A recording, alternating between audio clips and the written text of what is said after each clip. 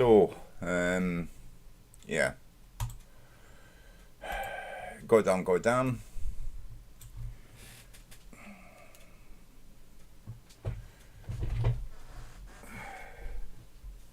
Let me just resize this a bit. Put it somewhere that's normalized. Right. So, yeah.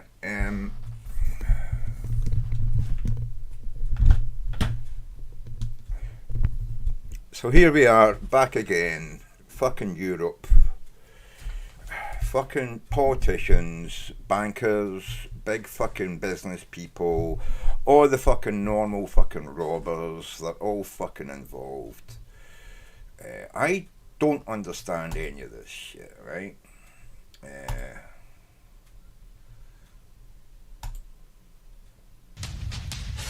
Good evening, I'm Alicia Menendez. Day 402 of the Biden administration. It is early Saturday morning in Ukraine's capital city of Kyiv. Right now, this home to some 3 million people under siege by Russian forces. Explosions have been rocking the city while fierce fighting is being reported across the country. This video of combat overnight near the Kyiv Zoo, captured by Ukrainian journalist Ilya Ponomarenko.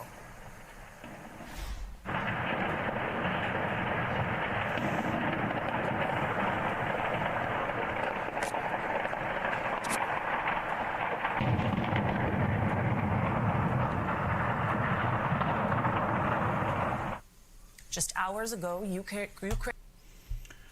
This is a city, a modern city in the 21st century.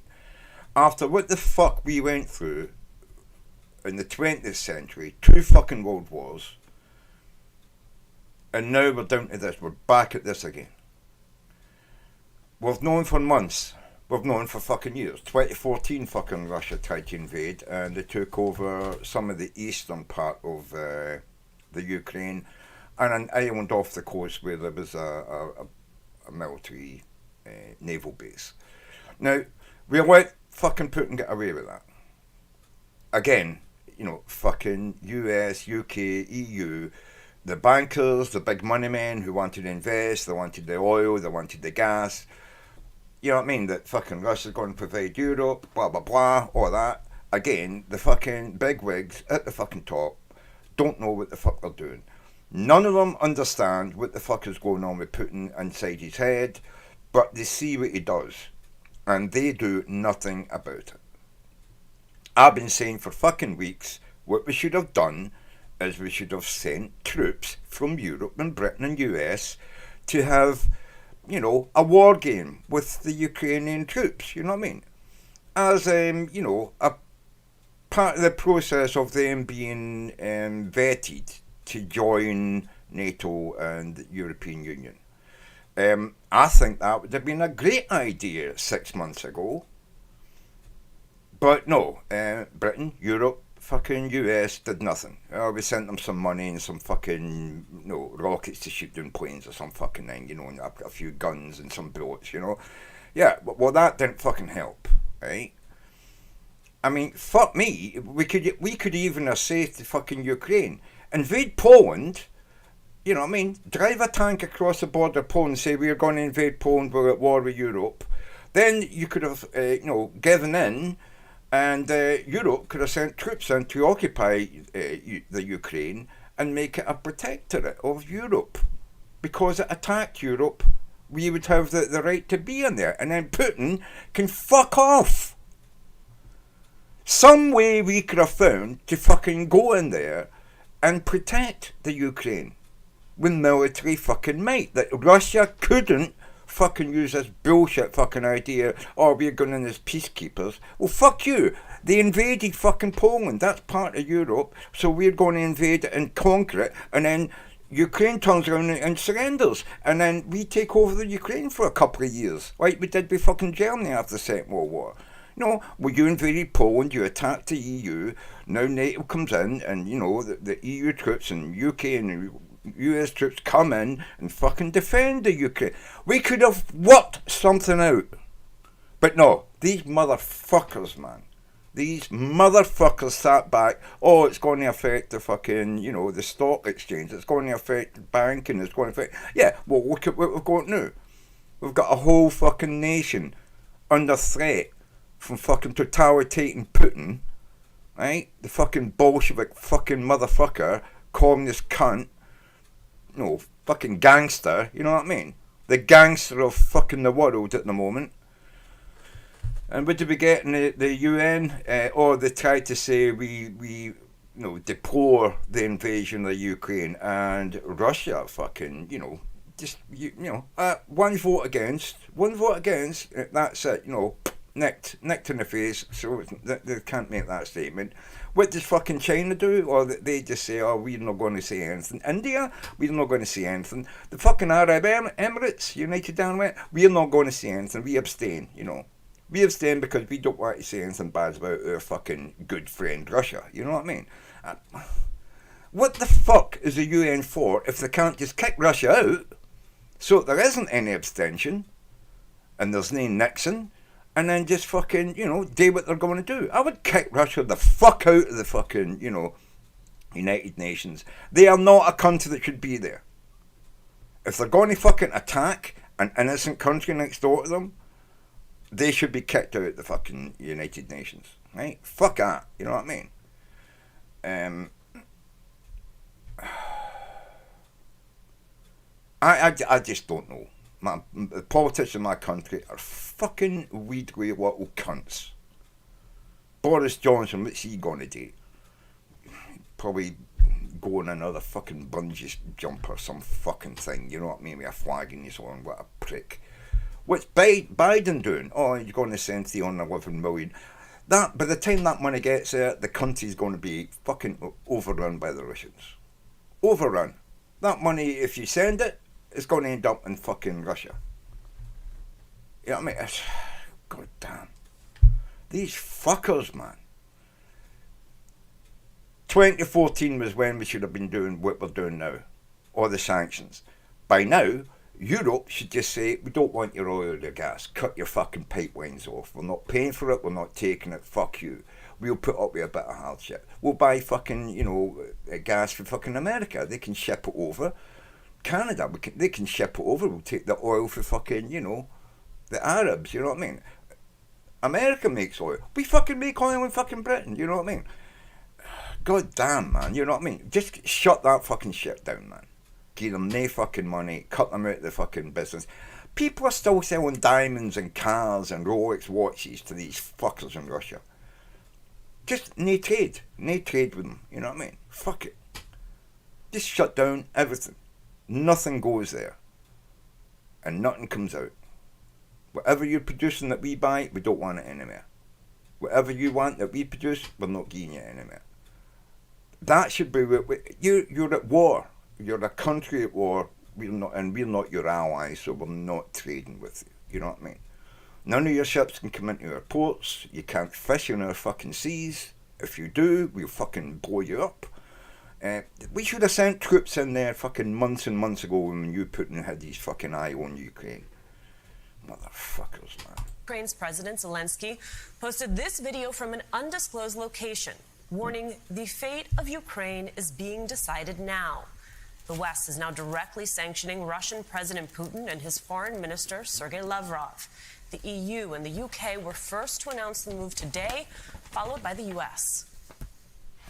In alignment with the decision by our European allies, the United States will join them in sanctioning President Putin and Foreign Minister Lavrov and members of the Russian National Security Team. The US and its allies are also stepping up their defensive military. Why didn't they fucking sanction the bastard back in 2014? Why is it taking 5 fucking years to get here? These are supposed to be diplomats and fucking leaders of our fucking countries, right? And it takes them 5 fucking years to do something they should have done 5 years ago. I have got fucking no idea where these cunts' heads are. Stuck up somebody's arse, maybe they're in, I don't fucking know, right? Fuck me. I've been seeing this coming for months, and I've been fucking pissed at the fucking lackluster fucking movements of the US, the UK, and Europe against Putin. It's not the Russian people. I'm not against Russia as a whole, the Russian people. There's even people in Russia out demonstrating against this war and being arrested. 500 people were arrested last night. You know what I mean? Because they went out and said that Russia should stop the war. So the Russian people as a whole are not involved in this. It's their government. And the British people, European people, and US people are not, in my view, bad against what they've done with Russia. It's our governments.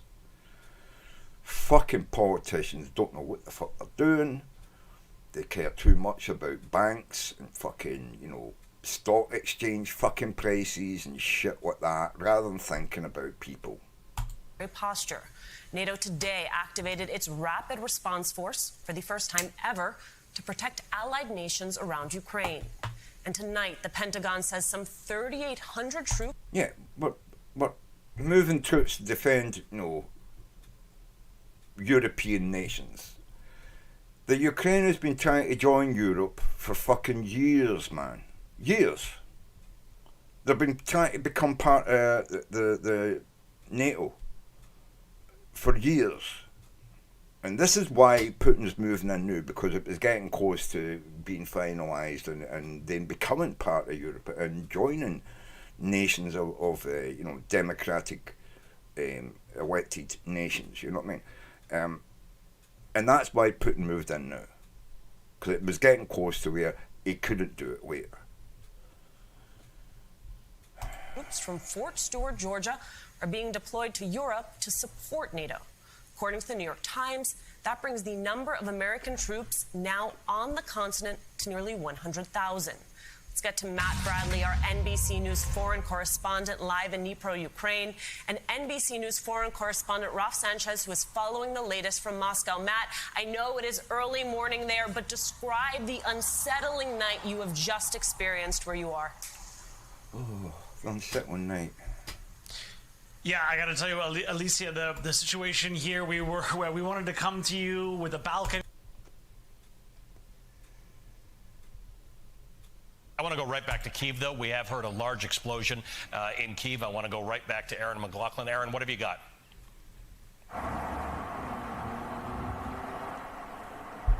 Yet another large boom, another indication that this capital... Look at this. This could be fucking London. I mean, there's a tall fucking tower with an angel or something on the top, but that could be Nelson's column, you know what I mean? This could be London. This could be Paris, Rome, right? Look at this. It's a nation. 21st century fucking Europe. And look at this. Cars driving the street. It looks like, they could be talking about anything, people are getting, ready to celebrate Christmas. It could be anything like that. Look at it.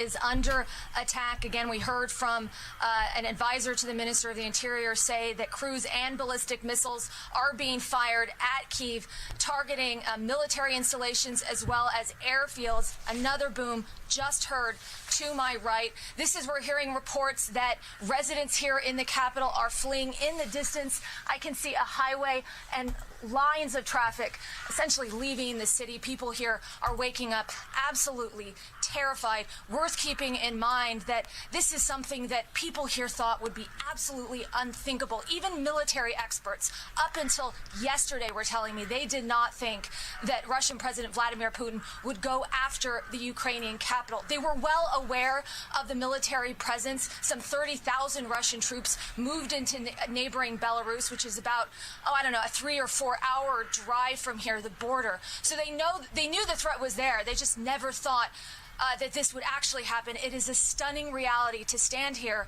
in the Ukrainian capital of Kyiv in a flak jacket telling you that this capital is now under attack. And once again, people here are absolutely terrified. I want to go to Kharkiv in eastern Ukraine now and bring in Matt Bradley. Matt and I spoke a little while ago, and you hadn't heard anything yet, Matt. Now you have. Yeah, Ali, well, back when you and I spoke, that was before Vladimir Putin gave his chilling speech to the nation, a sleeping Russian nation. And then it was really, really interesting. Just moments after that speech ended, we... Yeah, don't wake up the fucking sleeping bear, you know what I mean? But basically, we didn't pay any attention to the bear. It had already woken up. Putin has been putting troops on the border of the Ukraine for a year. And what has Europe, UK and America done about it? Fuck all. Started hearing explosions here in Kharkiv. I almost couldn't believe my ears that it was just in that sort of really troubling succession where the speech ended, he dropped his hand, and the bombs started falling. That was exactly how it went. And we've heard a couple of explosions in quick succession about an hour and a half ago. Then we heard one about an hour later, and then we heard one just a couple of minutes ago. They're so distant from where I am now here in central Kharkiv. We don't really know where they are, or, you know, it's impossible to know if they're hitting targets that are way outside the city. I would imagine they're very, very far from where I am now. But, you know, Ali, this is an interesting spot because this is the largest Russian-speaking majority city in Ukraine. It's the second largest city in Ukraine. This is the kind of place where Vladimir Putin might expect to get some sympathy from this Russian-speaking population. These are the people who live here, who he claims to protect. That this capital is now under attack, and once I fucking again, hate people when it here does this. Are Fuck absolutely off. terrified and scared, Alan. Absolutely terrified under attack, and once again, who live here, who he claims to protect. That this capital is now under attack, and once again, people here are absolutely terrified and I'm scared, sorry, Alan. Yeah, it's remarkable. I'm sorry, I can't do anything about this. This is what I get from fucking MSNBC. Halfway through a fucking report, it goes to the last video that I'd watched for a few seconds, and then it jumps back to the video I'm watching. You know, I don't know You and what's I have going on. talked literally every single day for more than the past week, and one of the things you were commenting on is that And die for Ukraine. They are not interested in Vladimir Putin's historical ideology, where he says that, you know, he basically cast out on the very existence. Let me try that again. Right? See if that happens again. I want to go right back to Kyiv. Right.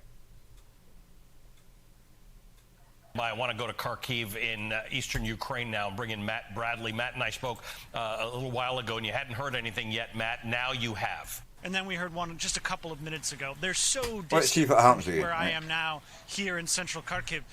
We don't really know where they are, or, you know, it's impossible to know if they're hitting targets that are way outside the city. I would imagine they're very, very far from where I am now.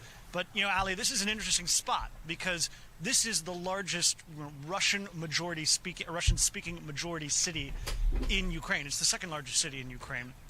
This is the kind of place where Vladimir Putin might expect to get some sympathy from this Russian-speaking population. These are the people who live here, who he claims to protect, who he says are the subject of oppression and even genocide at the hands of the government in Kyiv. But I've been here for several weeks. We've been around. We've talked to a lot of people. They speak in Russian. A lot of them have relatives in Russia. And they say they are willing to fight and die for Ukraine. They are not interested in Vladimir Putin's historical ideology, where he says that, you know, he basically cast out on the very existence of Ukraine as a nation in that speech just a couple of days ago. You know, this idea that they need to denazify the country, which is what we heard just a couple of minutes ago or hours ago from Moscow.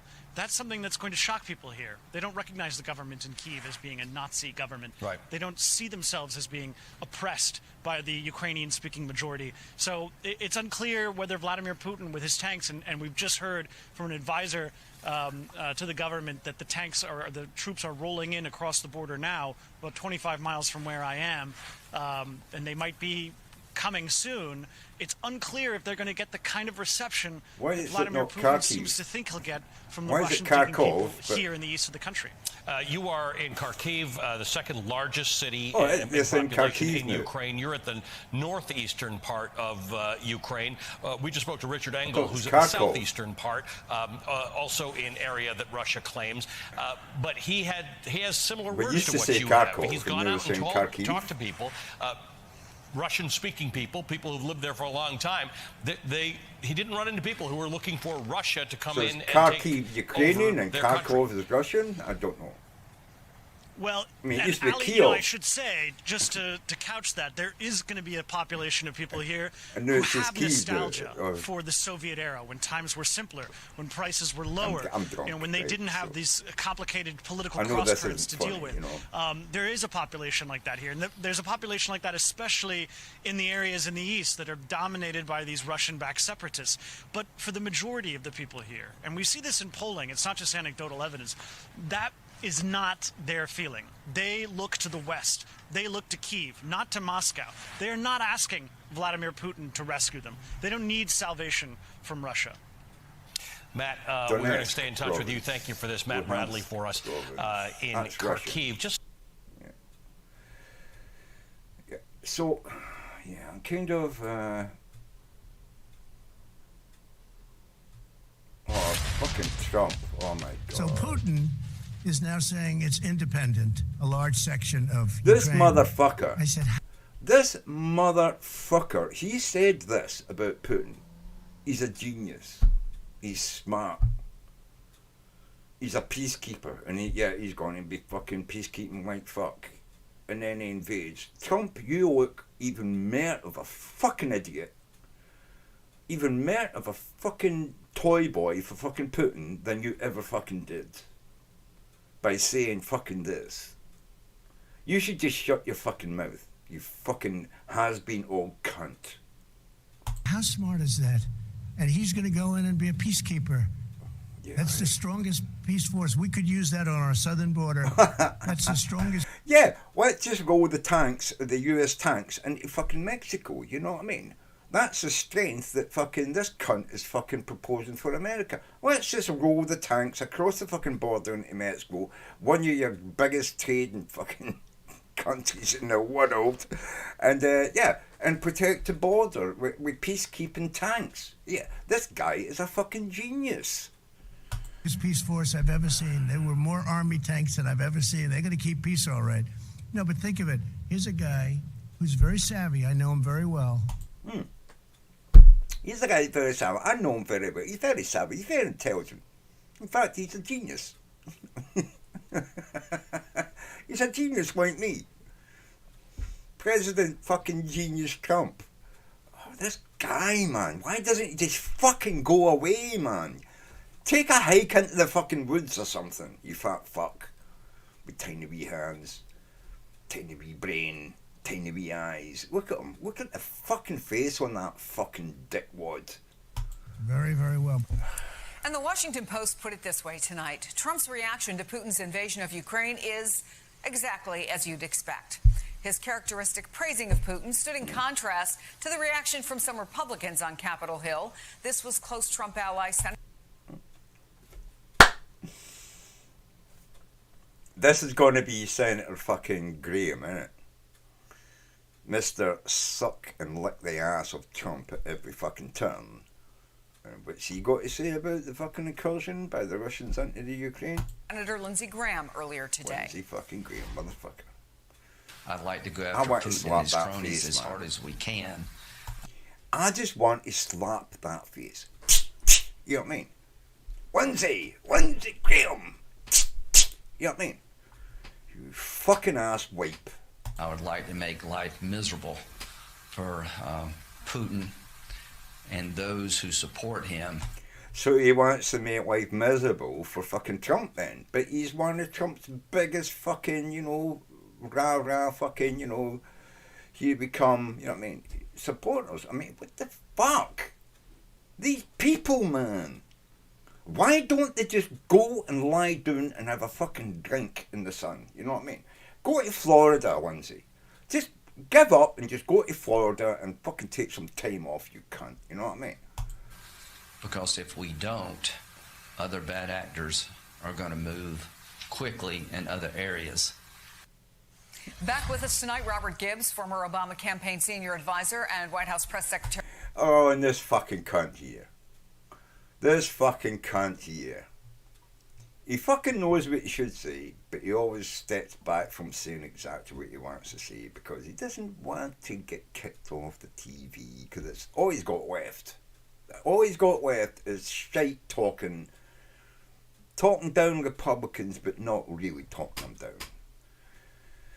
Under President Obama. He also co-hosts the Hacks on Tap podcast. And Bill Kristol, a veteran of Reagan and Bush administrations and editor-at-large at The Bulwark. You know, Bill, I'm curious your reaction to what you heard from Trump, and it's in one way easy to laugh it off. And then we just heard from Julia Yaffe, who listens to so much Russian propaganda and talks about how it's used to brainwash the Russian people about what...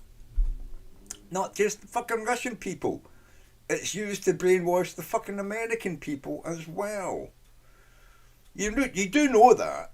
All you Americans listen to all this bullshit on your right-wing fucking radio and TV stations, Fox News and that. You're being brainwashed to fucking love the Russians. Your number one enemy in the world, besides fucking China. You know what I mean? Or China. China. Isn't that what Trump says? China. Anyway, fucking Bill Kristol, what a prick. What the United States really thinks. What do you think? What goes through your mind when you hear what Donald Trump had? I don't think anything goes through fucking Bill Kristol's mind. Nothing. He's just relaying what he thinks people want to hear with a mind to not upsetting the people on his own fucking side, because he is a Republican, isn't he? Yeah, he's a fucking Republican, you know. And he's a dickwad as well. Had to say. Yeah, I mean, it's just terrible, Chris, that the most recent U.S. president in this crisis is not trying to support the current American president, even if he's from a different party, maybe suggest... Wait. The most recent president? No, the most recent president is Joe Biden. He is the actual president. So Trump isn't the most recent president. He's the one but the most recent president. Bill Kristol still can't even get his fucking words in a row. You know what I mean? Fuck me. A couple of improvements if he has a couple of suggestions to strengthen our policy. And or just don't say anything. Exactly, you know what I mean? Like all the other fucking presidents once they leave office, you shut the fuck up and let the president who's now, the actual president, get on with things. And, you don't actually say anything. You sit in the background unless somebody calls you and asks for your opinion. Like, no, the president or this vice president, they maybe bring you into the office or they have a phone call, but the contact is made from the president's side. You shut the fuck up and go away and have your fucking non-presidential fucking life after being president. That's what all presidents normally fucking do. Until Trump. Right, or just keep quiet as other presidents have. But praising Putin, praising this aggressive dictator. I mean, it's funny, I was listening to your conversation with Julia and Mike McFall. Tonight I had dinner actually in D.C. with a Russian dissident. He's been in exile for 7 years, I think. He's close to Navalny. They got a small group together.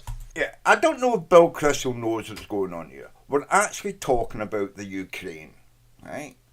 We're talking about the Ukraine and the attack by Putin and the Russian forces on the Ukrainian nation. And he starts talking about Russian dissidents. Is that the only fucking thing he's got in his mind? Oh, something to do with me.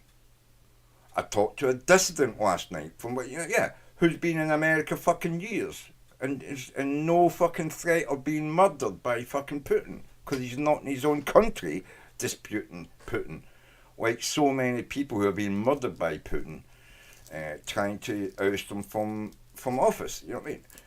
Actual people putting their life on it, but no, he's talking to a dissident who's probably in America, wrote a book, and he's probably got some bundle of money that he fucking robbed from the Russian people and took with him when they fucking left. You know what I mean? Yeah.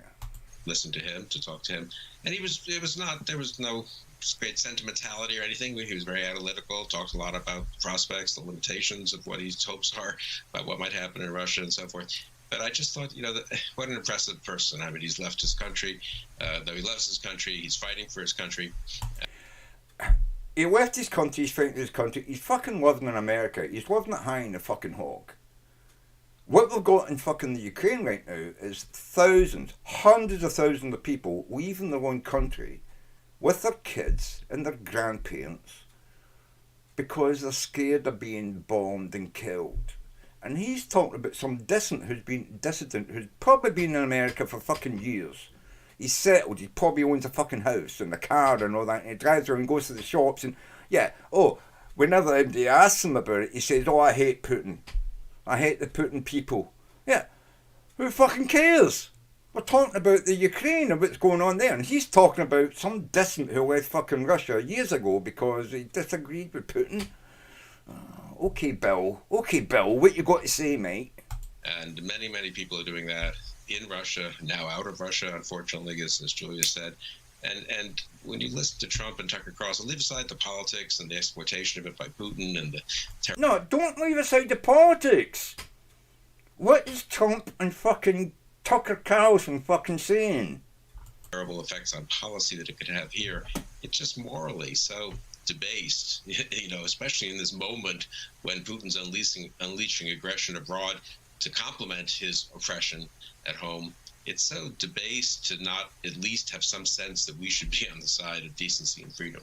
And Robert, they're not alone. Let me play what Mike Pompeo... We should be on the side of decency and freedom. In no fucking time over that whole fucking conversation Billy Crystal fucking had with this fucking, breaking news, MSNBC fucking, airhead girl who's not doing the news, right? No time did he ever mention the Ukraine. He never mentioned the Ukraine. And that's what they're talking about. Trump praises Putin amid GOP divide on Ukraine crisis. He's an ex-fucking Republican. Well, he's still a Republican. At no time during that conversation did he ever mention the Ukraine. I don't remember him ever saying the Ukraine. He talked about Russia and dissidents and, yeah. I don't think he even mentioned Putin. By name, you know what I mean? I think he might have mentioned that despot, control. But I don't remember mentioning Putin. I don't remember mentioning the Ukraine. But that's what the conversation's about. That's why he was asked. He was asked on the show to talk about the Ukraine. Never mentioned it. Never. Bill Crystal, you can fuck off. I don't know why the MSNBC are paying you as a fucking, consultant or a fucking, talking head. You're a fucking piece of shit, right? Fuck off. Pompeo said last week. God damn. Very shrewd. Very capable. I have enormous respect for him. I've been criticized for saying that. No, I have enormous...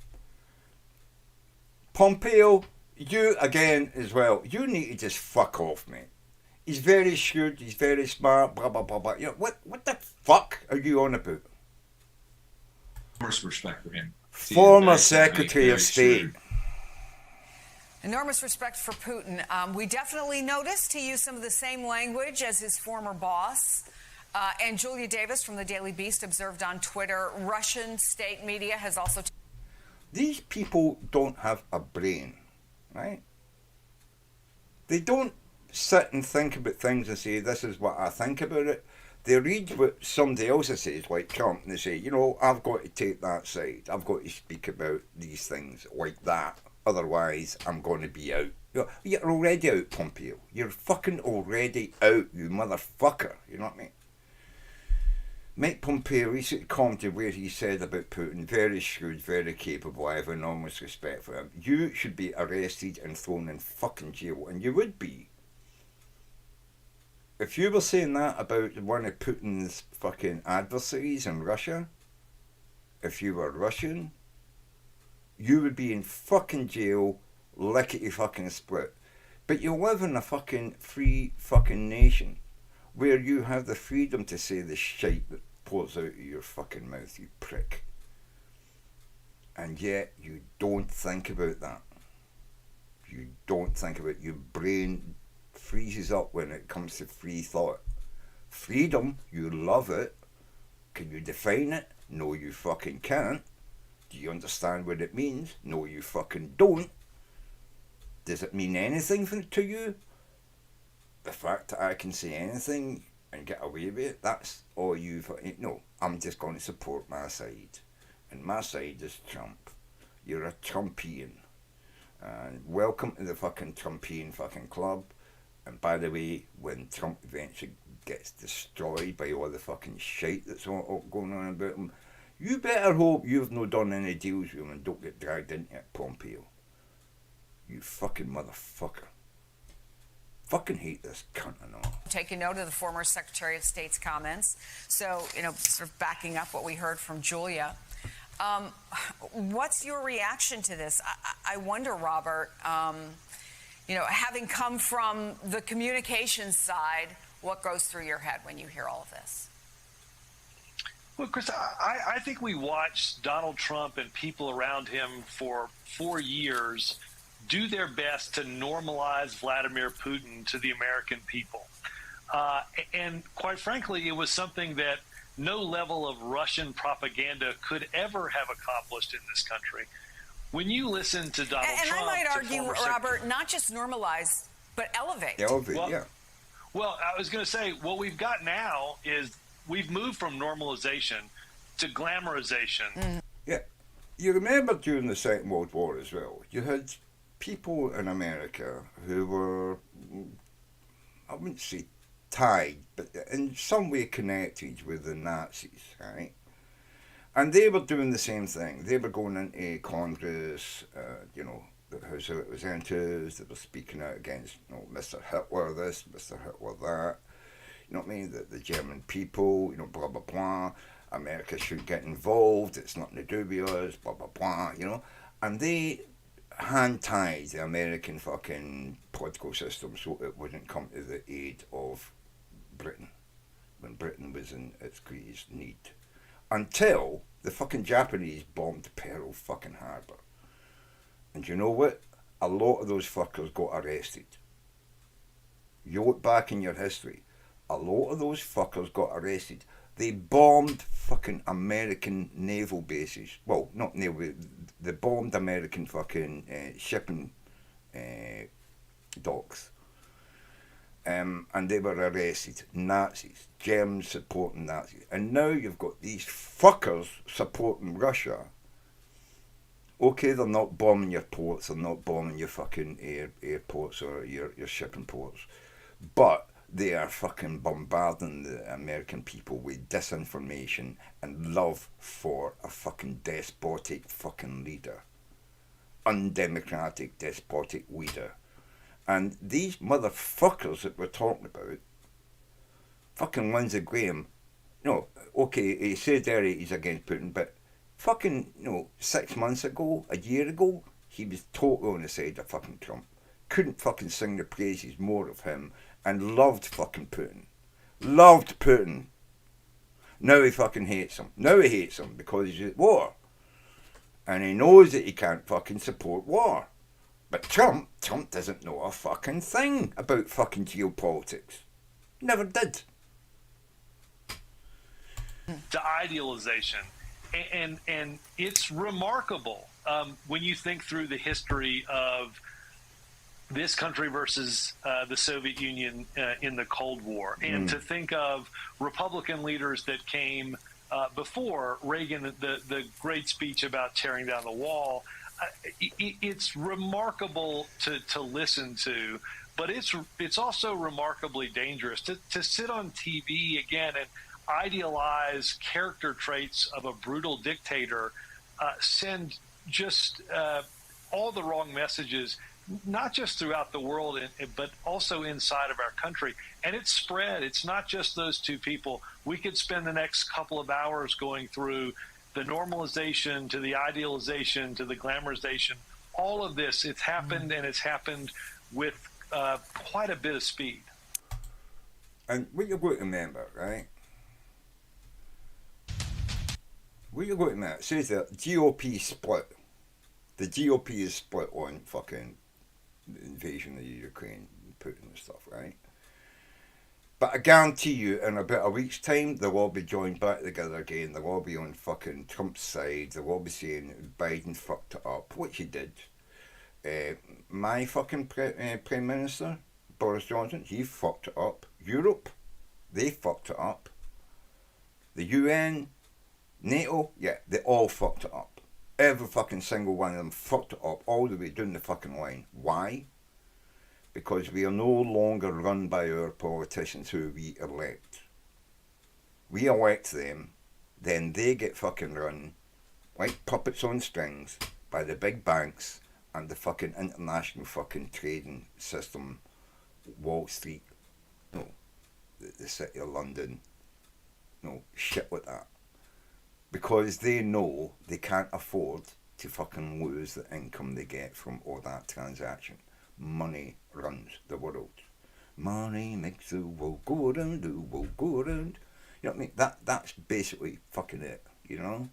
That's where we are today. And we've got to stop electing these motherfuckers. We've got to stop fucking electing these fucking puppet fucking leaders. We need somebody that's going to come along and say, I'm going to run the country for the people. And I don't mean the fucking National fucking Front cunts, you know what I mean? The Nazis. I mean proper fucking leaders who understand, who came from a fucking working background, got well educated, understood the geopolitical fucking situation of our nations, and decided, you know what, running our fucking world on profit margins is not a good fucking idea. We need a better outcome than somebody getting fucking rich. Simple as that. That's the simple premise. We need to run the world on a better premise than somebody getting rich. There's more to the world than fucking money. There's more to our lives than fucking money. And when we get politicians elected who think like that, we will see a great change in the world. But until that fucking time, yeah, we're going to put up with this fucking shit. You know? God damn.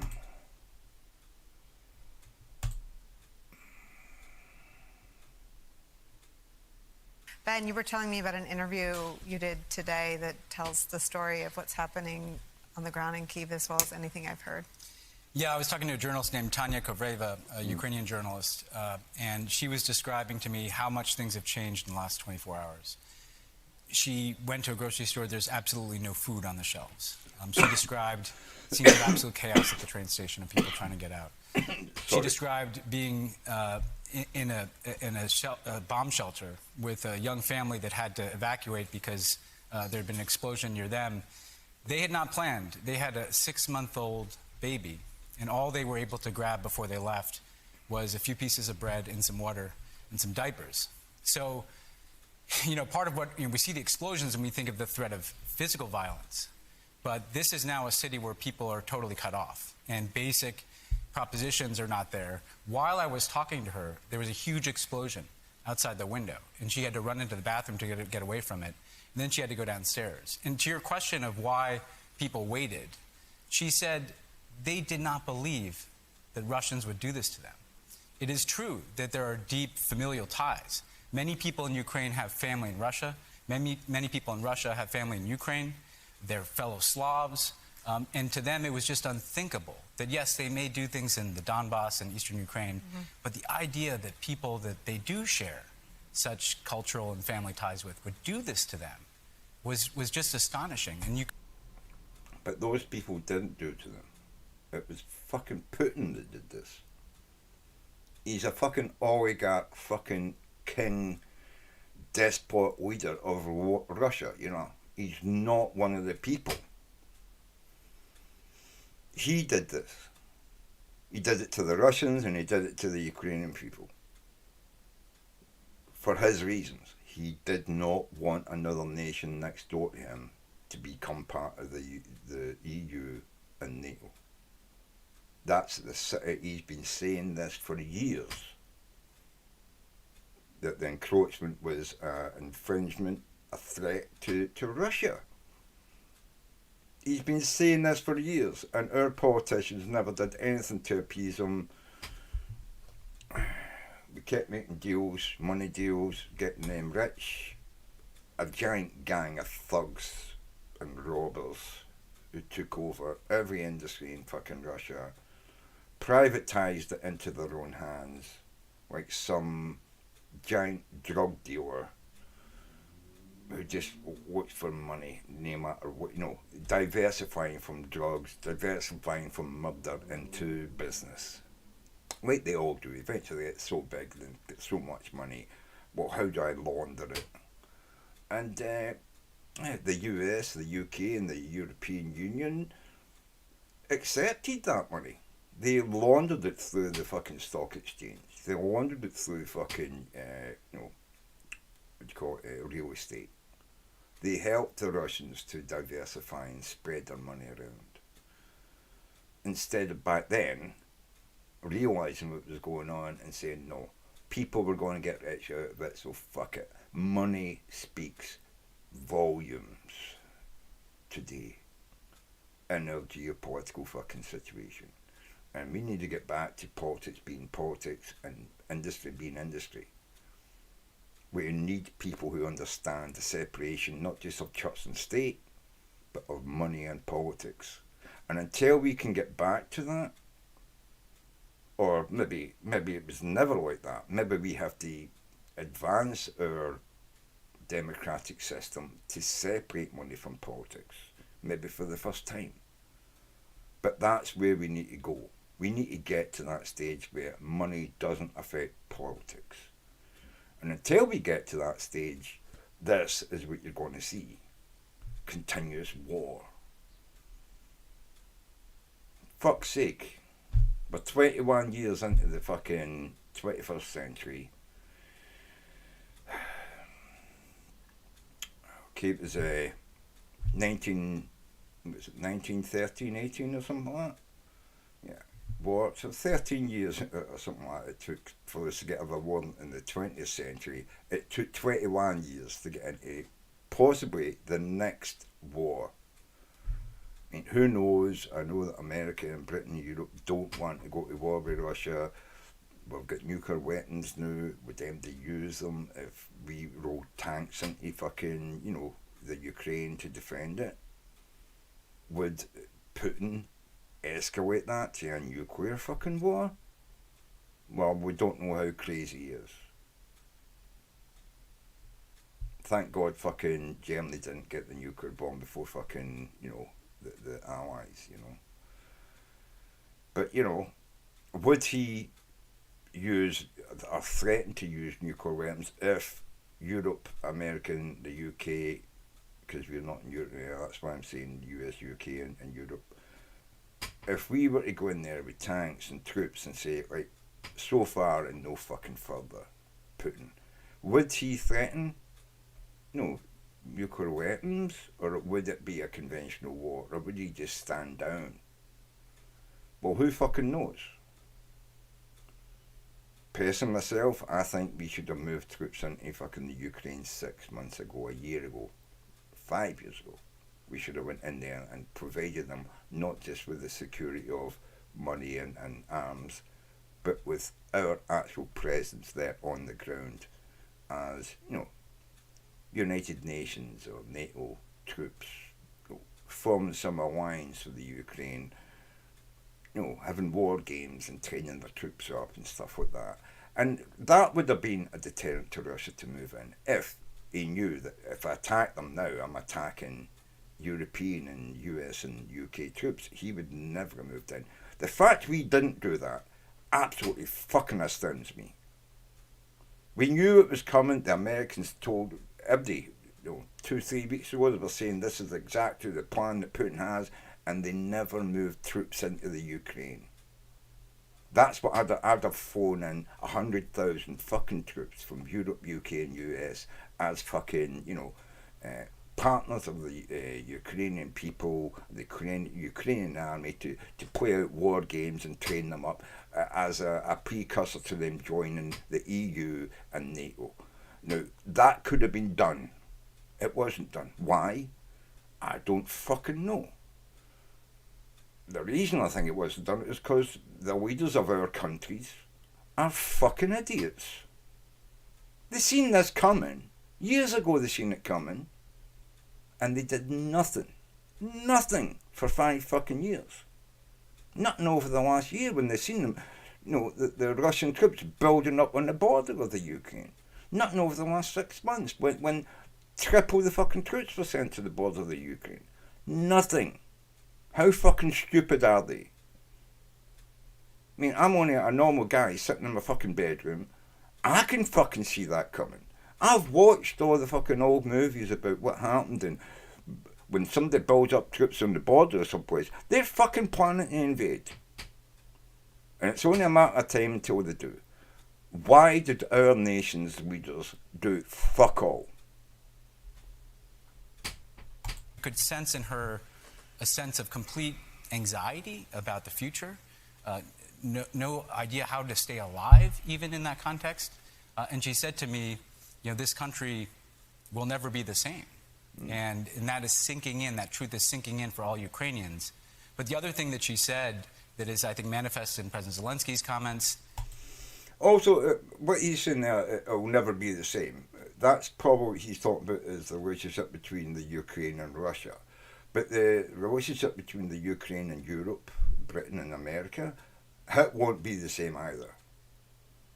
I guarantee that they've been asking for exactly what I'm talking about.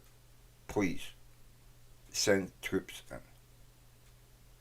You don't have to occupy. You can send them in as, not peacekeepers, but, train, sending, American, British, European troops in to train our army, play war games and stuff, and let the Russians know there's a presence here that isn't just Ukrainian.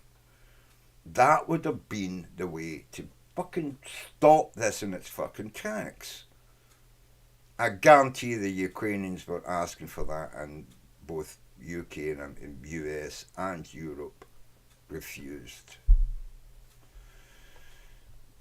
They gave them all kinds of fucking, it's not that bad, we don't really need to do that. I'm sure that, Putin knows how hard it's going to be for him if he does anything. All that bullshit came out, Motherfuckers. Is that they're going to resist. And part of what she was doing as a journalist is trying to resist the disinformation, the overwhelming disinformation campaigns that she said on Telegram channels that is, ironically, a Russian-created social media platform that Ukrainians use. There's all this flood of information that Zelensky had left the country, as it was just reported, and then, of course, Ukrainians seeing President Zelensky. The flip side of that is what Ukrainians are doing on Telegram, knowing that Russians are on it, is telling them this is what your country is doing to us. This is what your president is doing to us. Get in the streets and stop this war. I mean, to that end, do you have a sense of what the actual numbers are of lives lost and casualties on each side, or is it now? Is that information? Russians is never going to tell you who get killed. A weapon against the other. It's a great question because this is going to be part of the information war, and we've seen President Zelensky talking about casualties in the low hundreds in his first reporting.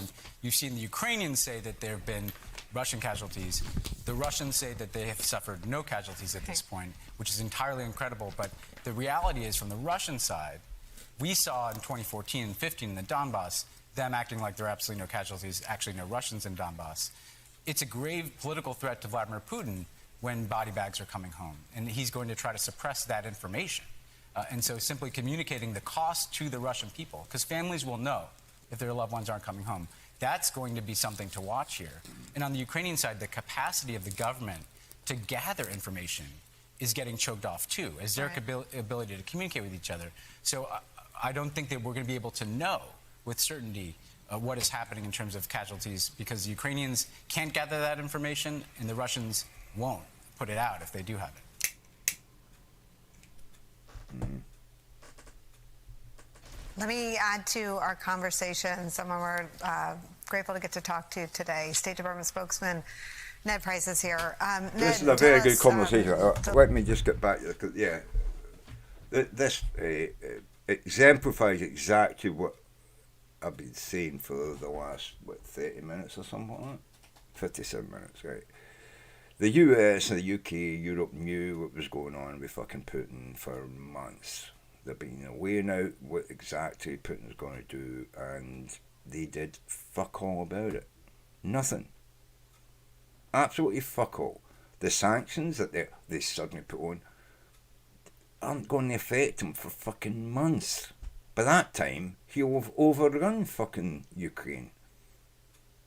And he'll be like, okay, now we can start negotiating to get our fucking money back. That's, you know what I mean? Back in a minute.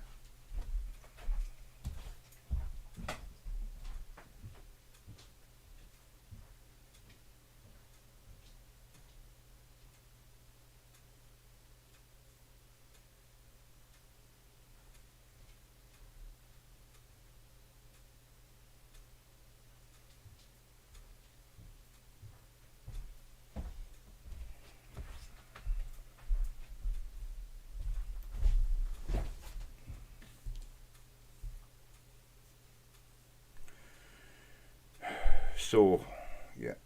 So I had to just go and turn off a dryer.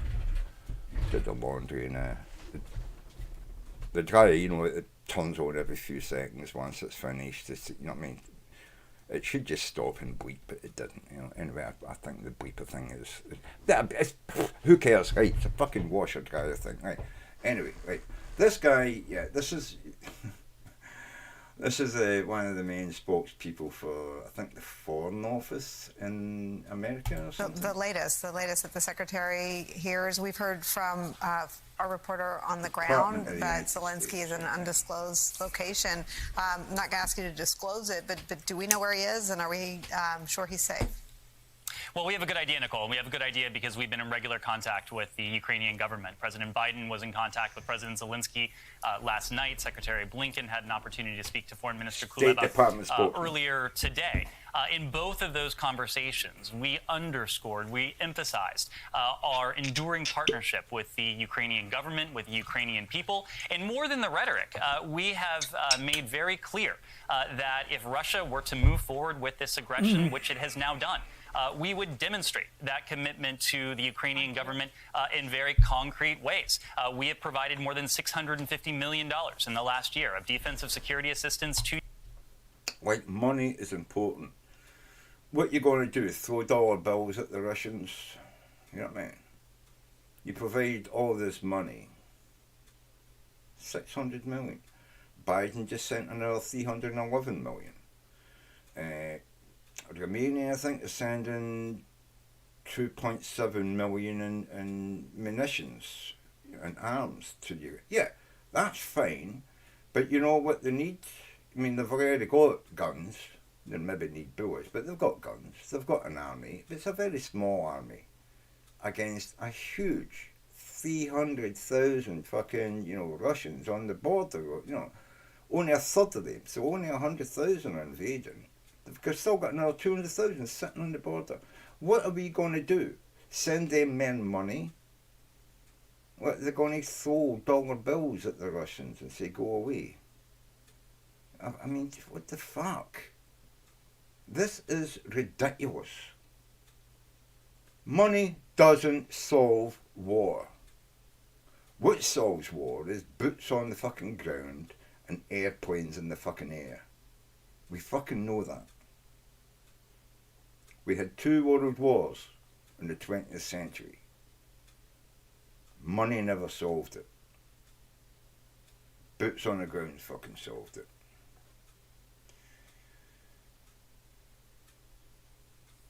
No, that's fine, GPS. Welcome to the chat, mate. Thank you for you know, chiming in, mate. But yeah, I just don't understand, man, why these people think sending millions of pounds to this poor small country is going to solve the problem. They've been invaded by the fucking Russian army.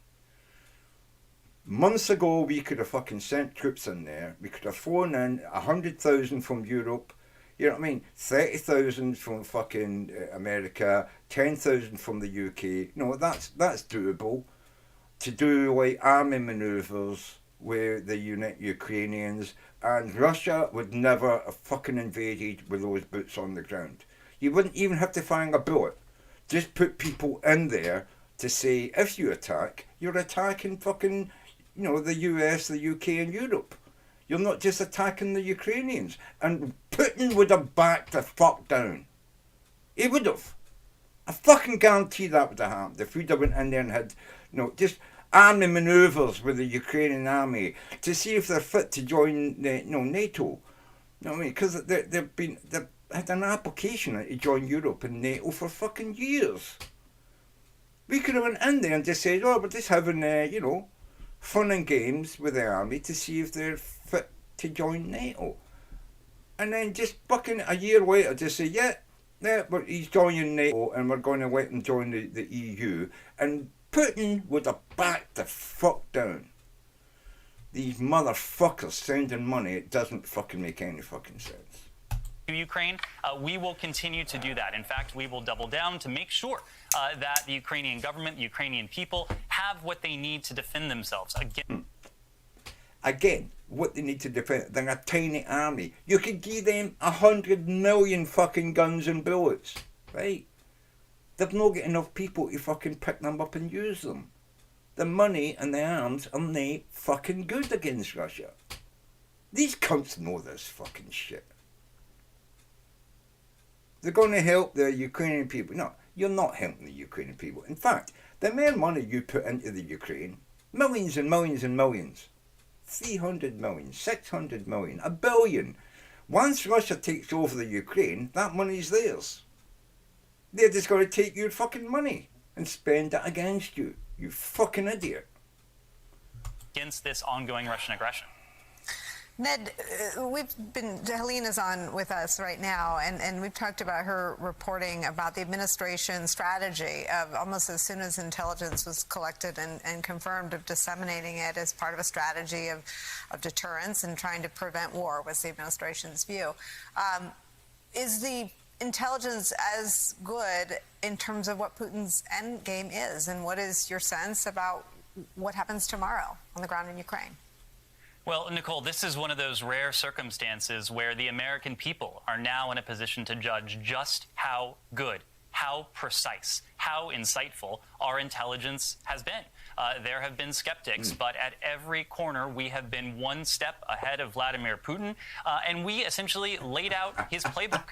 We told the American people, we told the world exactly what he would do. And yes, we told you what he was going to do, but we didn't do anything about it. We just told you, what, he's going to invade. You know what I mean? So what did you do to avert the invasion? Fuck all. And it's almost as if he followed our script. We told the world that he would seek to fabricate a pretext. We told the world he would engage in disinformation. We told the world that he would manufacture what we call false flags. We told the world that there would be theatrical convenings of his National Security Council. But if you knew that, why didn't you have a fucking plan to stop it? This is the whole fucking thing. You knew what he was going to do. Didn't you have people in the room saying, well, how can we stop this from fucking happening now that we know what he's doing? You know, I mean, if the police know somebody's going to rob a bank, they send people down there in fucking plain clothes and sit around, and when the cunts turn up at the bank and jump out their car with their guns and their masks and run into the bank, there's police officers there to fucking arrest them. You knew what he was going to do. What did you plan in order to stop it? Fuck all. Which we saw play out over the weekend. We told the world everything that he would do. And let me put it this way. In some ways, we wish I could be here today with egg on my face. Look, if wishes and prayers were fucking, you know, I don't know, fucking eggs and beans, we'd all have a breakfast this morning, right? But wishes and fucking dreams aren't fucking anything, you know what I mean? Unless you have a plan. When you see someone planning to murder your family, do you not put a plan in place to stop it, or do you just wish that they wouldn't do it, you know? You know, maybe just stick another £100 million in the family's safe or something, you know what I mean, or in their pockets or under your bed, and hope that that's going to fucking stop them, you know. Come on. What the fuck? You see somebody planning to do something, you don't have a plan to stop it? Your plan is just to tell people they're going to do it? Oh, these guys are going to rob that bank. These guys are going to invade that fucking house and murder everybody. You know what I mean? This person's going to kidnap that child and fucking murder and rape it. You know what I mean? You tell people, did you plan to fucking stop it? No. You just come on after it happened and say, well, we told people, we knew this was going to happen. Yeah, that makes you look like a fucking idiot. I could be here today and to say we were wrong, our intelligence was faulty. Unfortunately, lamentably, that is not the case. Everything we've laid out has happened. But so too, everything we warned about. Can you imagine this guy coming on after 9/11 and saying, we knew 9/11 was going to happen, we told everybody it was going to happen, you know, and we wished it wasn't going to happen, but then it happened, and now we're here telling you we knew it was going to happen, and we did nothing about it. Can you fucking imagine that? What this cunt would be facing if this was 9/11 he was talking about? Oh, we never put any plan in place to stop it. We just warned people it was going to happen. Well, thank you. Thank you for the fucking warning beforehand, and thank you for doing fuck all about it. Oh my fucking God. That would happen to the Russian economy, to the Russian financial system, to Russia's standing, to Russia's geopolitical capabilities and ambitions. So too, that has happened because today... You might be talking about no money and all that, and that there might be a financial cost to Russia. But geopolitical, if he takes over the Ukraine, he's won. He got his geopolitical fucking, number one fucking ambition done. And what have you done about it? Fuck all, except tell people it was going to happen before it happened. You know what I mean? He doesn't care about the fucking money. He's rich beyond fucking dreams. He runs a whole fucking country, and all his fucking cronies are making it rich. And you say, oh, well, they can't fucking launder their money in the US anymore. Of course they fucking can. Cunts like Trump have been fucking laundering it under your fucking eyes for fucking years, and you've done nothing about that. You even let him become president without fucking, doing them for criminal activities, taking Russian money, selling them fucking property in America. You did fuck all about it. Britain is the fucking same. Russian oligarchs come in and buy up big, gigantic £100 million fucking flats in fucking London all the fucking time, and we do nothing about it. Boris Johnson's a fucking cunt, right?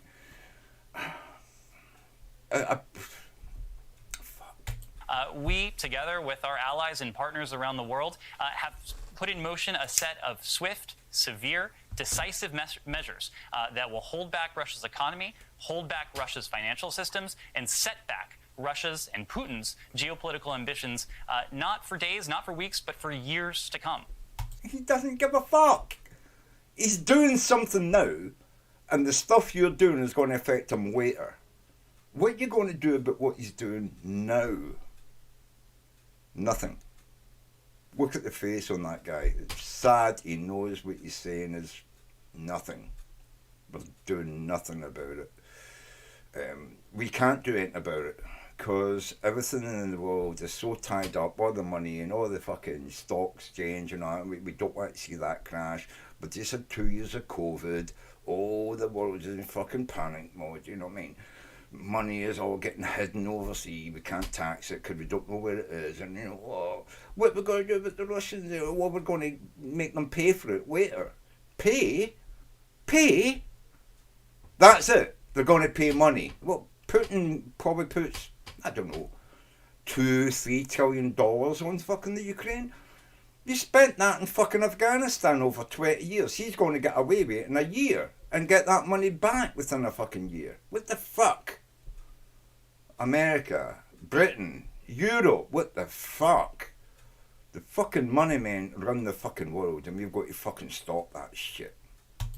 I know you're the agency in charge of sort of the geopolitical calculations, but I'm sure you saw the images of terrorized Ukrainians. You've seen the number of dead. You may even have an update that we don't have.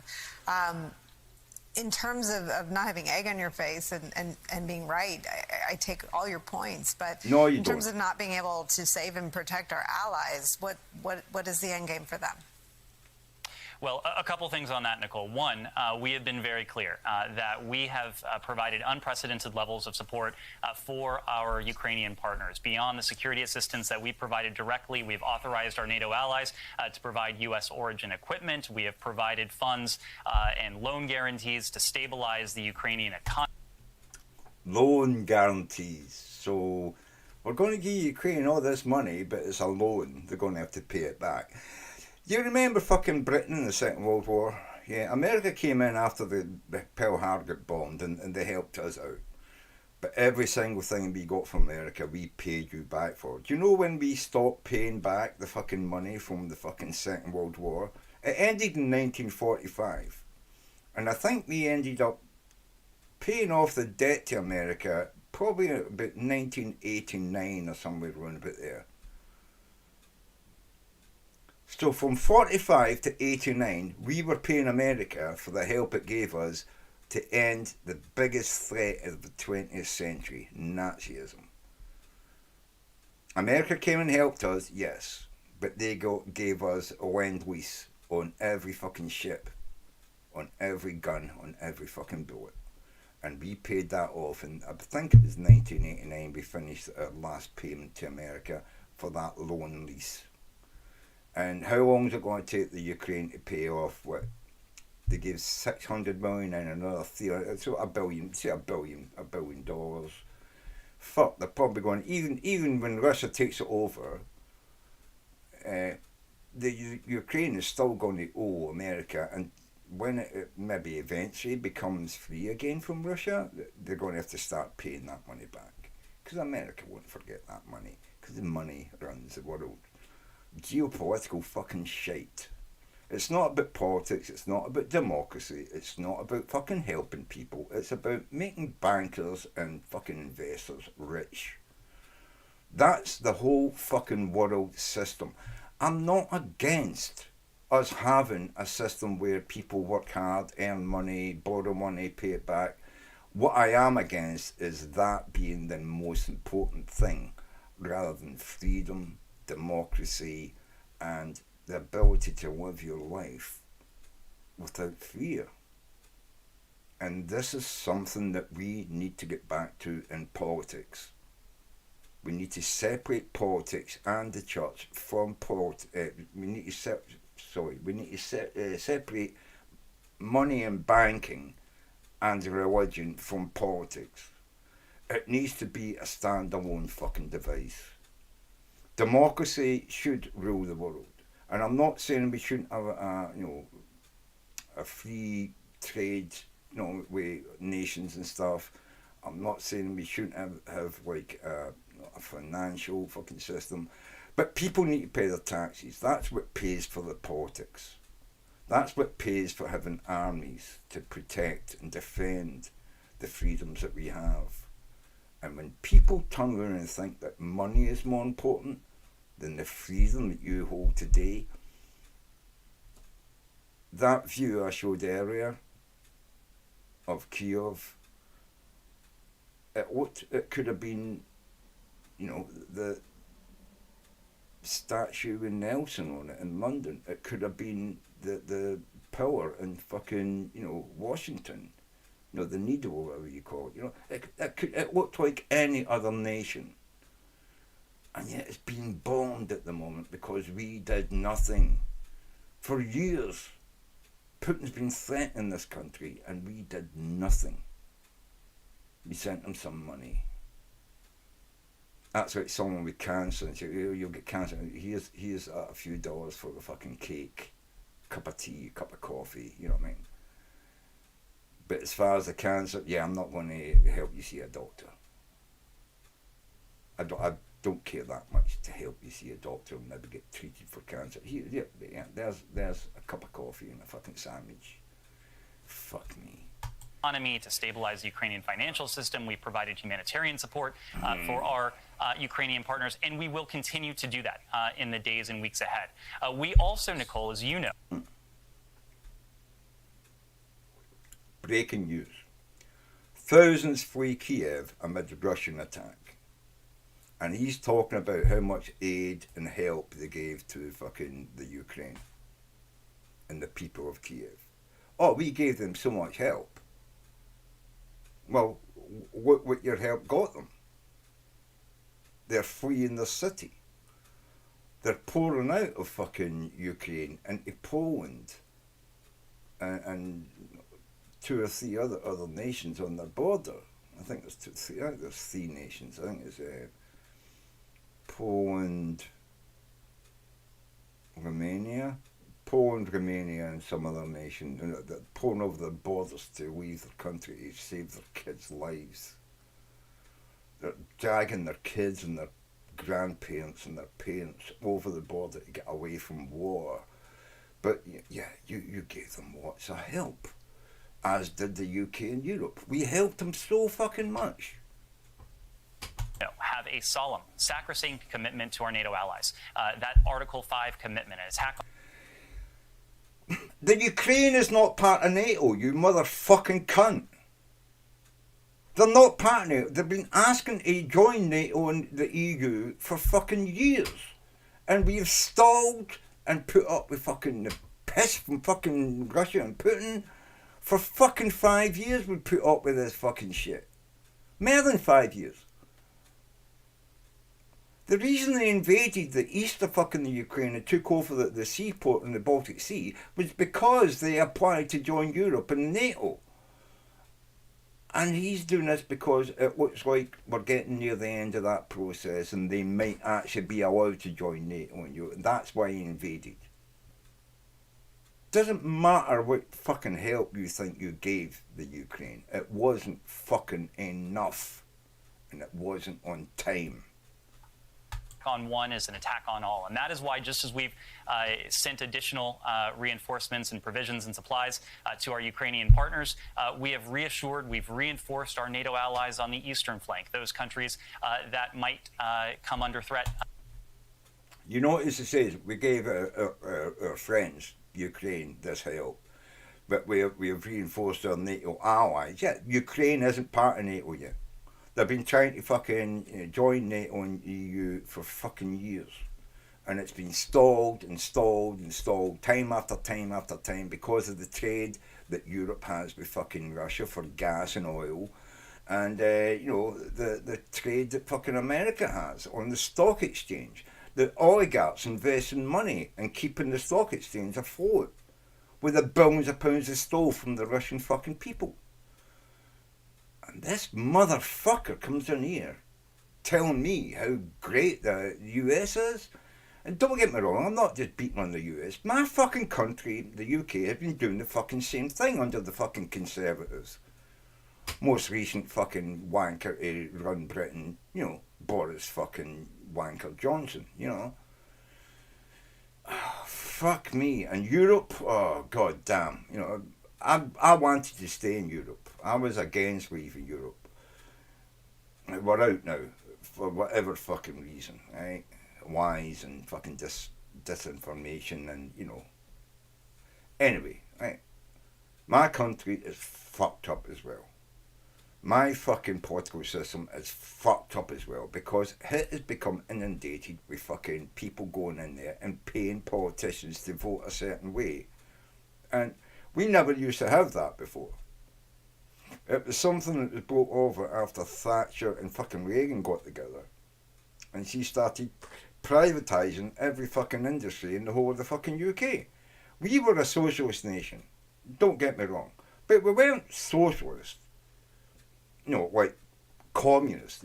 We were socialist as in we taxed the rich and paid for the working class to have access to free healthcare, good roads, lighting in the streets, garbage pickup, postal services that put the letter through your front door to your house rather than you go and walk down the yard and pick it up in a box or go to a fucking post box in town and pick it up.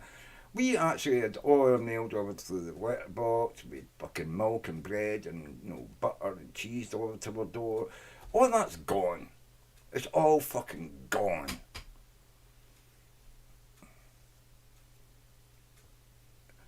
The society we used to have in Britain when I was a child, when I was like, no, when I talk about child, I'm talking about from probably 9 to 17, 18. I remember those days as being better than anything that came after it. No matter what government was in, Labour, Conservative, didn't fucking matter. They were all fucking flunky fucking motherfuckers, right? And that came from America. That was imported here.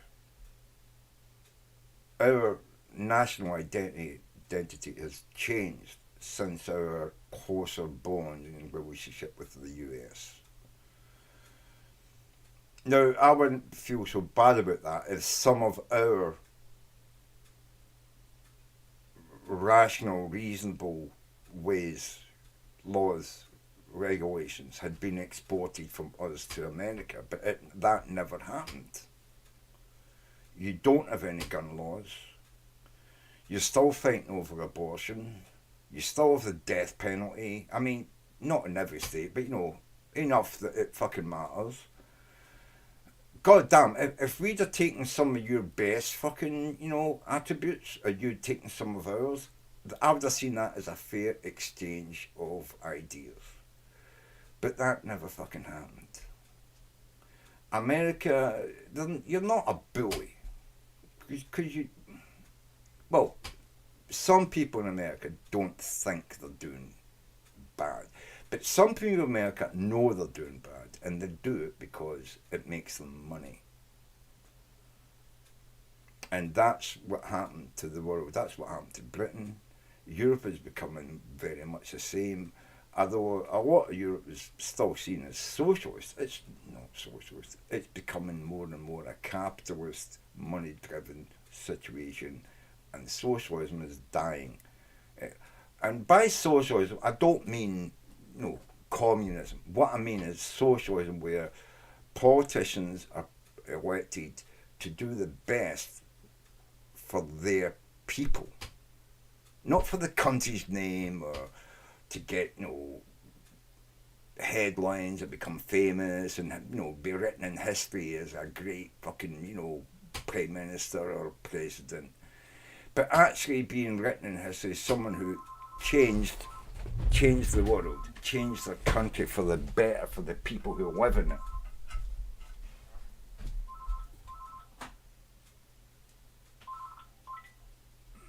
Hello? John, how you doing, mate? Yeah.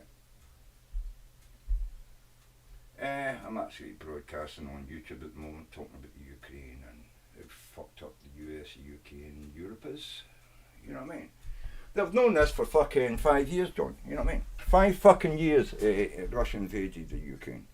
Right? And they did fuck all about it. And now, for months, that, you know, Putin's been fucking putting troops on the border. And what did we do about it? Nothing. No, they're going to make him pay for it, you know, going forward in the future. But he didn't fucking care. He's going to take over the Ukraine, and what are we going to do about it? Fuck all. You know what I mean? And what if he attacks another nation after that? Is it going to be like fucking Germany? He's going to have to fucking invade 2 or 3 fucking nations before we fucking say, oh, enough's enough? Fucking driving me up the fucking wall, man. These fucking cunts, man. Biden, fucking, you know, that fucking hillbilly we've got as a fucking prime minister, you know what I mean? Europe, bunch of fucking, you know, day nothing fucking cunts, you know what I mean? Anyway, I'm sorry, as I say, I'm streaming at the moment, just talking about it. And I'm pissed as fuck, man. We've seen this coming. How you doing anyway? How you doing, mate? Rugby, who's playing? What station? I might go and watch it. I'll maybe end my stream and go and watch it. Ah, that sounds good. Scotland beating England's always good, you know what I mean? Yeah. Mm-hmm.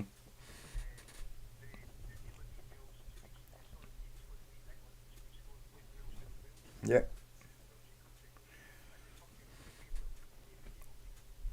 Mm.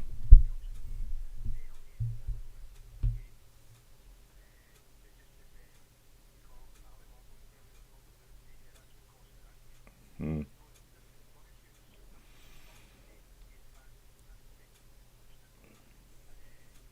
You'll have to let me know the next time you come up to watch. Could you come up and watch the rugby in Edinburgh, didn't you? Yeah, like you'll have to let me know the next time and give me a wee bit advance notice, and I'll maybe buy a ticket and fucking take a train through and meet you in Edinburgh and go to the match. Well, that's what I'm saying. We'll have to do it ahead of time so I can arrange for Ruth to be here with my mouth so I can go. You know what I mean? And take a day out. You know. Well, the world's not going to end. You know what I mean? It's only fucking the Ukraine that's going to end up being part of fucking Russia. You know what I mean? But yeah. Besides that, I'd love to join you and go and watch a rugby match, mate. You know, yeah. Yeah, give me a month's notice and let me know when the tickets go on sale. You know what I mean? And you can maybe buy 2 tickets together, and I'll forward you the money. You know what I mean? And I'll meet you through there. You know what I mean? Yeah.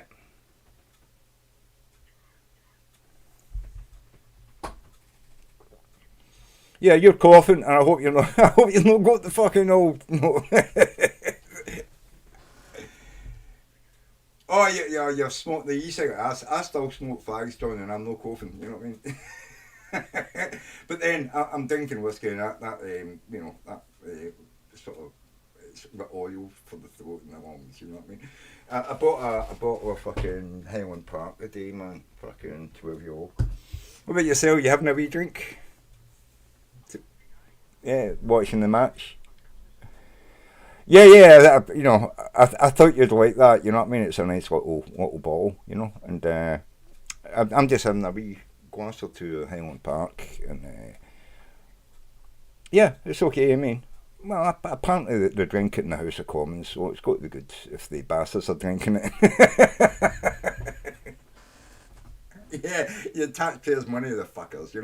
Anyway, I just got to say, my mum's in bed, right? But I can wake her up if you want to say hi.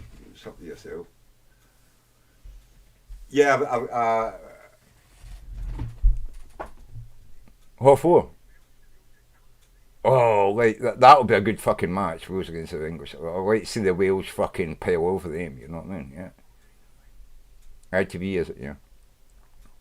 Well, I'll probably just end this stream then and go through and watch the. When does the rugby start? You were saying?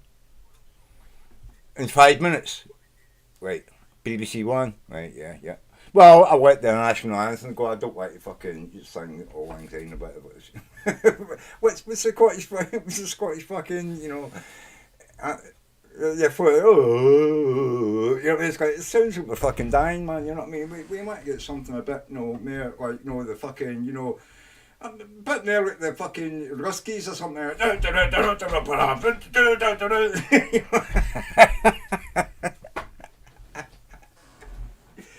Yeah. The fucking Italians are fucking crazy there as well, man. They get some shit fucking songs, you know what I mean? Operatic stuff, you know what I mean? To be honest with you, I kind of like, was that Judy in the background? Yeah, Game of Love, John, man. Yeah. But yeah, I mean, I kind of like the national, the British national anthem, you know what I mean?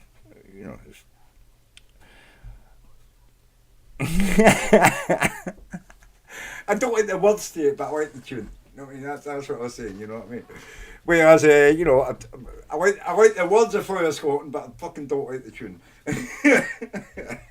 It's their own zone, it's a dirge, you know what I mean? Oh, I know the words. I like the words. I just don't like the fucking tune. It's fucking dire. You know what I mean? But anyway, that's just me. You know what I mean? You know me. I've always been contrarian, John. You know what I mean? I love you, brother. I love you. Yeah. Okay, well, you'll be ringing me. Our phone. I've charged it up. Got a new chip in it as well. It's 5G ready and all that. So. and I charged their phone up and put a new chip in it the day. So, yeah, if you call it should be the same number if you got a number. But, yep. And I don't know if I'll have her up, but if you call tomorrow, I'll put you on, right, let you talk to her for a bit, you know. She's in bed sleeping. I try to get her out of bed today. She doesn't want to get up, you know.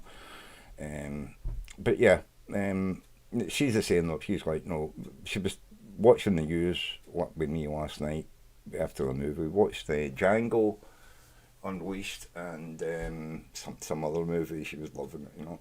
And then the news came on. It was talking about the Ukraine and all that. She's like, what's going on with the world? yeah, I said, it's back to when you were a kid, man. We're all at war. She's like, the war's gone mad, you know. God love her, you know. I've got a booked in for a dental appointment as well. He's got a broken tooth. Luckily, it's not in any pain like that, but I'm worried that it gets infected between you and the dental appointment. Yeah, I'll get it done and get it sorted out, you know. But I'm amazed she's still got nearly all her fucking teeth, you know, and I've only got, 5 or 6 left, you know. Yeah, I had an abscess in my tooth, and Ruth gave me some antibiotics, and I cleared it up. And then I went and got the tooth out, and the abscess moved into my jaw, and it swelled up, and I had a fucking weekend of fucking pain. You know me. Yeah, agony. You know me. All my teeth all fell out because of abscesses. You know what I mean? I think I got my dad's teeth, my mum's brains. You know what I mean? And I don't know whether I would like to swap that around. You know what I mean? I'd like to have had all my teeth left. You know, but I'll get none left. So I think I got my dad's teeth and my mother's brains. That's good. You know what I mean? It was good to talk to you, John. You know, I'm sure you probably want to go and watch the rugby, and I'm going to go and do the same. Yeah. Oh, that's good, right? Anyway, love you, brother, man. Love you. You know what I mean? And thanks very much for calling. You know what I mean? Yeah. I'll see you later. Give my best to your loved one, and if you hear for the girls, tell them I love them as well. Yeah. Right. See you later, John. Right, bye.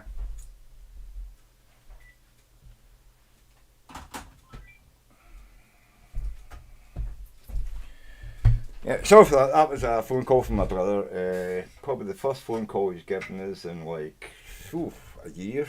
I guess he's been, maybe not a year, but 8 months or some fucking thing. You know? No, I don't. He did call us 4 months ago. Yeah, he was up in Edinburgh for a while. They came through and seen us. 6 months ago, they came through and seen us, him and his wife. Anyway, I'm going to finish the stream now. I think I've talked enough about fucking these assholes. Themselves. We have made clear to the Russian Federation that we stand by that commitment. That pledge, an attack on one is an attack on all, has the same meaning, has the same resonance. Doesn't have any meaning because they never attacked a NATO nation. They attacked the Ukraine. Ukraine is not in NATO. So this attack on one is attack on all. This is also for the future, which the financial fucking, tariffs and all that shit, the whatever it is that put on Russia, is also for the future. It's not for now. They're not doing anything about what's happening now. That everything they've done is going to affect Russia in the future. So, well done, America. Forward thinking. You know what I mean? Bit of forward thinking, Nice to see it from my overseas brethren. And, I love you guys. Hate your fucking politics. Hate your politicians. Hate your government. But then I hate my politicians. Hate my fucking government. You know what I mean? To us today, as it did in NATO's founding some 7 decades ago. Hey, Ned, it's Sean Heilman here. We had Admiral McFall on earlier, and he said, look, I'm for sanctions, and I'm 100% for them. And sanctions, yeah. Let's sanction the buggers. That's going to hurt them, you know what I mean? No, do you know what's going to hurt them? Going in there and punching them in the fucking face. That's going to hurt them. taking money off of somebody who's a fucking millionaire, a billionaire, that's not going to hurt them. Okay, so you took a couple $100 million off them over the next fucking 6 months to a year. The cunt's got like fucking 30 billion in the bank. How's that going to hurt him? That's like fucking stealing a fucking iPhone from fucking Steve Jobs. Who's not going to give a fuck because he's dead? You know what I mean? Yeah. Sanctions. Oh, I'm sure they're going to hurt. Oh, those sanctions are going to hurt. You know, stubbing his toe on the way into the house is going to hurt more than the fucking sanctions. Well, he's not going to think of these sanctions, Putin. He doesn't give a fuck what you're doing. Doesn't give a fuck about sanctions. We're making big signals to the fucking, the world fucking economy that we're pressuring Russia with money, yeah, I'm sure that's going to fucking hurt him, you know what I mean? He doesn't give a fuck. Doesn't give a single fuck. No fucks given, you know what I mean? And yet pointed out the following, that the early rounds of sanctions were designed or attempted, were hoped that they would deter Vladimir Putin from invading Ukraine. Mm-hmm. They did not. He invaded Ukraine. Mm-hmm. Now, the point of sanctions, again, according to Ambassador McFaul, is to punish Putin, okay? My question for you is are there any other set of objectives of those, beyond punishment? Are there any kinds of behavior that the Biden administration thinks that further ratcheting up sanctions can induce from Vladimir? Don't just talk about Biden. I know you're in America, but you've got to realise America isn't connected to the Ukraine. Europe is. And UK not being in Europe anymore, we're not, but it's connected. It's closer than fucking the United States. So why are you just talking about what America is going to do? You need to be talking about your allies as well. The UK, Europe. What are you going to do as a collective to make Putin back the fuck down? Vladimir Putin. If so, what kind of behavioral change do you think, what's the evidence that there is some connection between sanctions that we can impose and that Putin will have his behavior affected in the way that you hope? Yeah, I want to be very clear, John. These sanctions are not primarily punitive. These measures are intended to shape, to contour Putin's next moves. You were right in some ways that... Contour his next moves. He's invaded a country. He's in the act of bombing and shooting people and invading a country. And you talk about his next act. I don't get that. It's as if the Ukraine isn't happening. Or you don't care what's happening in Ukraine. Or that they're our friends and we gave them money and arms and bullets and stuff, but what more can we do? We gave them a sandwich and a cup of coffee, you know what I mean?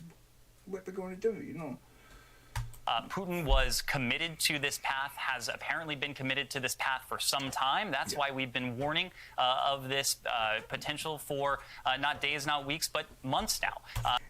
Months. You've been telling us what he's going to do. And have you come up with a plan to stop it? No. You said, well, just tell people what's happening and just watch and see it happen. And of course, we've seen Vladimir Putin follow through. Our sanctions, those that we announced on Monday and those that we announced today, will be severe. They'll have a profound impact on Russia's economy and Russia's financial system. Russia's 10 largest banks. Will it though? See, this is the thing. Once they take over the Ukraine and then start renegotiating with Europe about gas prices and America about fucking, whatever it is America gets to Russia, probably, lots of millions of pounds to buy property, once that starts happening, it really are these sanctions going to happen? You've been sanctioning Russia for what, fucking 20 fucking years? Has it ever done anything to alleviate or ameliorate fucking Putin's fucking aggressive stance against the rest of the world? No, it fucking hasn't. Not a fucking single bit of it. Banks are now under sanction. 80% of Russia's banking assets. 80% of Russia's banking. 80%? How do you know it's 8%? You don't know what's going on in the black market. You don't know what's going on with fucking Bitcoin and, you know, trade with fucking China. I mean, how many 8% of the banking between America and Russia you're talking about? Well, what is that in comparison to, you know, the 100% of Russia's banking systems? They bank and trade with India, China, fucking Saudi Arabia, United Arab Emirates, Iraq, Iran. I mean, they are banking all over the fucking world, motherfucker. So 80% of the banking they do with America, which has been in decline since we started catching their money and stuff, you know. The same with Britain. They don't bank in Britain anymore. They buy property here and then, you know, they get the fuck out and they sell it and it's laundered money, right? Their money's not in fucking Europe or America or Britain anymore. Their money is all around the fucking world, motherfucker. So not 80% of their banking system is being affected. 8% of the banking system that affects America and Russia is being affected. That's it. That's it. And how much of that is actually part of Russia? It could be 10%. It could be 20, 30% of their banking system. So 8% of 30%? I mean, what the fuck? The export control measures are now limiting Russia's ability to acquire, to import 50% of the technology. 50% of technology. Do you know where America gets its technology from? Yeah, North Korea, Asia, China. You're buying all your chips from fucking these countries. Do you think Russia can't buy their chips from these countries? They're not buying them from you in America. They're buying them from fucking the same place you buy your chips. Where does all the iFucking phones get made? North fucking Korea and China. You know what I mean? Do you think the Russians can't get fucking phones made in fucking North Korea and China? Like, of course they fucking can. But America thinks they're fucking big, fucking ho-hog, fucking, you know. No. You're a tiny little nation in the fucking sea. You used to be a big fish, but now you're just one of the normal sized fish. That it will need for its strategic sectors. So these will, in fact, be painful. But again, this is not primarily about punishment. This is to do everything we can to prevent, to deter a worst-case scenario. This is to do everything we can without putting ourselves on the line. This is doing everything we can so we can talk about it on TV, but not actually do anything, because that's going to be problematic. We don't want to put boots on the ground and have body bags coming back, because that's a bad idea. But if you'd have put boots on the ground 8 months ago, Russia would never have invaded now. And now you realise, yeah, a small investment of actual soldiers, and I say this about the UK and Europe as well, a small investment of soldiers on the ground in the Ukraine would have stopped this from happening dead fucking stop. Nothing about money, nothing about finances, nothing about sending guns and tanks and, you know, to help the Ukrainians fight. No, just put, you know, couple of thousand fucking troops each from each European country, UK and America. No. It would just stop this from happening. These motherfuckers were spending too much time looking at COVID and the fucking ups and downs of the economy and geopolitical. Let's forget about overseas. We've got to think of America first. You know? Yeah, I get that. But, you know, after you thought about America and did what you could, then you've got to think of your neighbours. You've got to have a couple of minutes to think about your neighbours and come to a conclusion of how we can help them best, not how we can help them least. We know that what Putin has put in place is the ability to mount a massive, large-scale, bloody, devastating campaign. Yes, you knew that's what he put in place. And what did you plan in order to negate it and stop it from happening. Against Ukraine, but also against the Ukrainian people. In some ways, this is not just a territorial invasion. Putin wants to wage war against the Ukrainian people. He wants to crush them, as the National Security Advisor put it the other day. So what we are doing with these measures today is to try to make very clear the costs that will be imposed today, but the costs that will build over time as these measures take on greater effect. So you didn't want to save any lives, you didn't want to stop the invasion, you didn't want to stop the murder and the crushing of the Ukrainian people, you just wanted to make Putin pay, like a debt or something in the future. All those lives, who cares? Nah, we're not interested in forming a plan to fucking save those people's lives. Let's just let those lives get fucking destroyed and crushed by the Russian Putin motherfucker, and yeah, then we'll make them pay for it later. You know, like a bill. Oh, you went in here and murdered, 200,000 people. Here's a bill for it. Can you pay us this whenever you're ready? What the fuck? Effect as they're instituted and as they gain momentum. So our goal with these measures and with the other moves that we're making together with our allies and partners is to prevent, to forestall, to... They're not making any moves with the allies. They're not making any moves with Europe and the UK. Nobody, the UK, Europe, the US, nobody's making any moves to alleviate the situation. None of them. They're all sitting back and saying, this is too much for us to handle because I'm too stupid. Even as the lead politician, the Prime Minister of Britain, what has he stood up and said over the last 6 months about the Ukraine?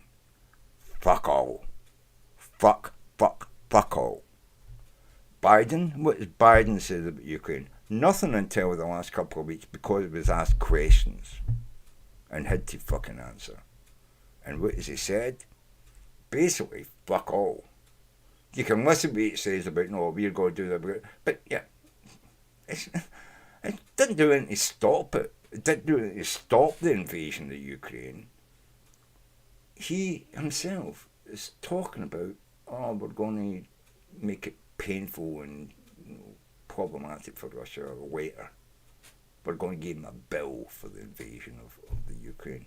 Well, if you're just going to charge, dictators for invading countries, they're just going to work out, well, how much can I pay for invading my neighbour? Is that what they're going to charge me? I can afford that, and they're going to invade. Fuck. Deter that worst case scenario. Ned, I want to just come back to you on what happens next. For days, General McCaffrey has been talking about Russian intelligence being in Kyiv before the invasion even started. Others have talked about the Russian desire to install a pro-Kremlin government. Do you feel that the government has clarity, the U.S. government has clarity on exactly what Putin's plans are in the coming days? Well, we know what he wants to do, and we've been warning about for some time. I'll be on the minute! We know that he has amassed forces along along Ukraine's borders, to the east, to the north. Done. Sorry, guys. I've got to go. Thank you very much for tuning in. I hope you're all happy and safe at home. Wherever you are, whatever you're doing, I hope it's all going well for you. And my heart goes out to the Ukrainian people for how much we've let them down. Not as the British people, the British government, the US government, and the European Union over the last 5 fucking years. I just don't fucking know how these people get elected. Slangy fucking var, motherfuckers.